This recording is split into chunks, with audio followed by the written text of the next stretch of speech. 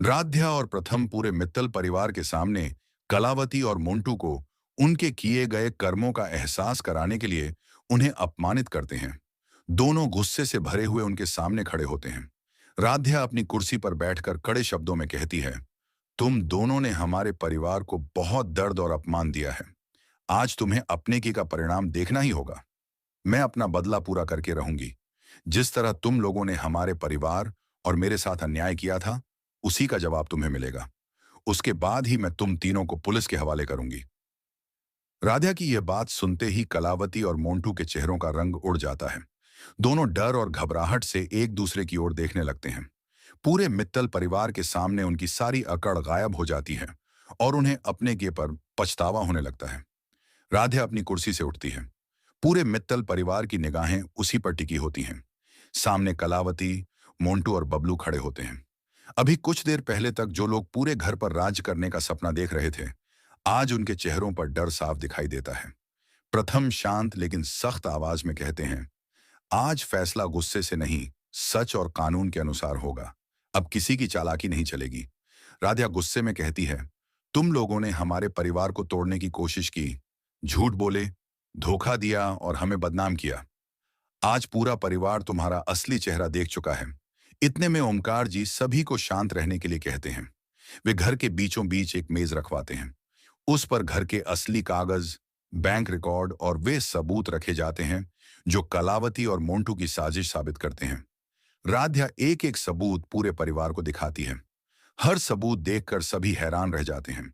कलावती बार बार सफाई देने की कोशिश करती है, लेकिन उसके पास कोई जवाब नहीं होता। मोंटू गुस्से में बोलता है, ये सब झूठ है। प्रथम तुरंत मोबाइल में रिकॉर्ड हुई उसकी पुरानी बातें चला देते हैं। रिकॉर्डिंग सुनते ही पूरे घर में सन्नाटा छा जाता है। रजनी जी की आंखों में आंसू आ जाते हैं। हमने तुम लोगों पर भरोसा किया था और तुमने उसी भरोसे को तोड़ दिया। कलावती पहली बार घबराकर हाथ जोड़ती है। मुझसे गलती हो गई, हमें माफ कर दीजिए। राध्या दृढ़ आवाज में कहती है, गलती और अपराध में फर्क होता है। भरोसा तोड़ना, धोखा देना और परिवार को नुकसान पहुंचाना अपराध है। दादी जी भी आगे आती हैं और कहती हैं, जिस घर ने तुम्हें सम्मान दिया, उसी घर को बर्बाद करने की कोशिश की। आज सच की जीत हुई है। मित्तल परिवार के सभी सदस्य एक एक करके बताते हैं कि कलावती और मोंटू की वजह से उन्हें कितना दुख सहना पड़ा। ये सुनकर दोनों की नजरें झुक जाती हैं। प्रथम कहते हैं, हम किसी का अपमान करके नहीं जीतना चाहते। असली जीत तब होती है जब सच सामने आता है और कानून अपना काम करता है। राध्या मोबाइल उठाकर पुलिस को फोन करती है। कुछ ही देर बाद पुलिस इंस्पेक्टर अपनी टीम के साथ मित्तल हाउस पहुंचते हैं। इंस्पेक्टर कहते हैं, हमें शिकायत और सभी सबूत मिल चुके हैं। अब आगे की कार्रवाई कानून के अनुसार होगी। कलावती और मोंटू डर कर फिर माफी मांगने लगते हैं। राध्या शांत स्वर में कहती है, माफी मांगना आसान है, लेकिन अपने कर्मों की जिम्मेदारी लेना जरूरी है। अब फैसला कानून करेगा। पुलिस दोनों को हिरासत में ले लेती है। जाते जाते कलावती पीछे मुड़कर पूरे परिवार को देखती है, लेकिन अब कोई उसकी बातों में नहीं आता। इंस्पेक्टर सभी से कहते हैं, आप लोगों ने सही समय पर सबूत दिए, इससे सच्चाई सामने आई। पुलिस के जाने के बाद मित्तल परिवार राहत की सांस लेता है। ओमकार जी कहते हैं, आज हमने एक बात सीख ली कि झूठ चाहे कितना भी ताकतवर लगे, अंत में जीत हमेशा सच की होती है। प्रथम राध्या का हाथ पकड़कर कहते हैं, तुमने बदले से नहीं, साहस, धैर्य और सच से जीत हासिल की है। राध्या मुस्कुराकर पूरे परिवार की ओर देखती है। मित्तल हाउस के बाहर पुलिस की गाड़ियां निकल चुकी थीं। पूरे घर में एक अजीब सी शांति थी। सभी लोग राहत की सांस ले रहे थे कि आखिरकार लंबे समय से चल रहा धोखे का खेल खत्म हो गया। राध्या बालकनी में खड़ी आसमान की ओर देख रही थी। प्रथम उसके पास आए और मुस्कुराकर बोले, अब सब खत्म हो गया राध्या। अब हमें अपने परिवार की खुशियां वापस लानी है। राध्या बोली, हाँ, लेकिन मुझे डर है कि कहीं यह सब किसी और बड़ी साजिश की शुरुआत तो नहीं। उसी समय इंस्पेक्टर का फोन आता है। इंस्पेक्टर, हमें पूछताछ में कुछ ऐसे दस्तावेज मिले हैं जिनसे पता चलता है कि कलावती और मोंटू अकेले काम नहीं कर रहे थे। उनके पीछे कोई और भी है। यह सुनकर प्रथम और राध्या दोनों चौंक जाते हैं। नया रहस्य अगली सुबह मित्तल परिवार नाश्ते की मेज पर बैठा होता है। तभी एक अनजान कुरियर आता है। कुरियर के अंदर एक पुरानी डायरी और एक चिट्ठी होती है। चिट्ठी में लिखा होता है, अगर मित्तल परिवार की पूरी सच्चाई जाननी है तो आज शाम 7 बजे पुराने गोदाम पर आना, अकेले आना। पूरा परिवार चिंतित हो जाता है। ओमकार जी कहते हैं, यह जाल भी हो सकता है। राध्या जवाब देती है, अगर सच वहीं छिपा है तो हमें जाना होगा, लेकिन पुलिस को भी जानकारी देंगे। गोदाम का रहस्य शाम 7 बजे राध्या, प्रथम और इंस्पेक्टर गुप्त रूप से पुराने गोदाम पहुंचते हैं। वहां एक बुजुर्ग चौकीदार मिलता है। वह कहता है, मैं कई सालों से इस दिन का इंतजार कर रहा था। यह डायरी मित्तल परिवार को ही मिलनी चाहिए थी। डायरी में कई पुराने लेन देन, नकली हस्ताक्षरों और संपत्ति हड़पने की योजनाओं का जिक्र होता है।